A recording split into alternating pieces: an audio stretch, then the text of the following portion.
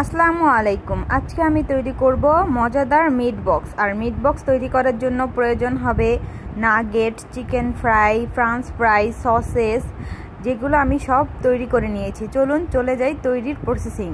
ফার্স্টে আমি একটি বড় বোল নিয়ে নিয়েছি, তার মধ্যে দিয়ে দিলাম ভেজে রাখা ফ্রান্স ফ্রাই, তারপরে ভেজে রাখা চিকেন সসেসগুলো একটি বড় বাটিতে নিয়ে নিয়েছি। এবার আমি নিয়ে নিচ্ছি নাগেটসগুলো আমি নেওয়ার আগে টুকরো টুকরো করে কেটে নিচ্ছি, যাতে আমি যখন সবগুলো সস দিয়ে মিক্স করব যাতে ভালোভাবে মিক্স হয়। এই জন্য আমি চিকেন নাগেটসগুলোর টুকরো টুকরো করে কেটে এগুলো আমি বাটির মধ্যে নিয়ে নিলাম। আর আমি এক্সট্রা ব্যবহার করব পেঁয়াজ কুচি, শসা কুচি, লেবু, যেগুলো আমি কেটে নিয়েছি। এখন আমি সেই বোলের মধ্যে দিয়ে নিচ্ছি শসা পেঁয়াজ, আর শসা পেঁয়াজগুলো দেওয়ার পরে উপর দিয়ে লেবু চিপে নিচ্ছি।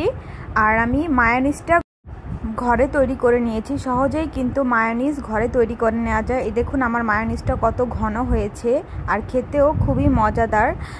আর তার মধ্যে আমি দিয়ে নিলাম চিকেন ফ্রাইগুলো। এগুলো আমি আর টুকরো করিনি, যেহেতু এগুলো হাড়সহ চিকেন ফ্রাই ছিল। আমি এভাবেই মিক্স করে নেব সবগুলোর সাথে। সবগুলো আমি এখন একসাথে মিক্স করে নিচ্ছি সস দেওয়ার আগে। তারপরে আমি দিয়ে নিচ্ছি আমার ঘরে তৈরি মেয়োনিজ কিন্তু সহজেই ঘরে তৈরি করে নেওয়া যায়। চাইলে আমি আপনাদের সাথে এই রেসিপিটাও শেয়ার করতে পারি। পরবর্তীতে আমি কখনো এই রেসিপিটাও অবশ্যই শেয়ার করব।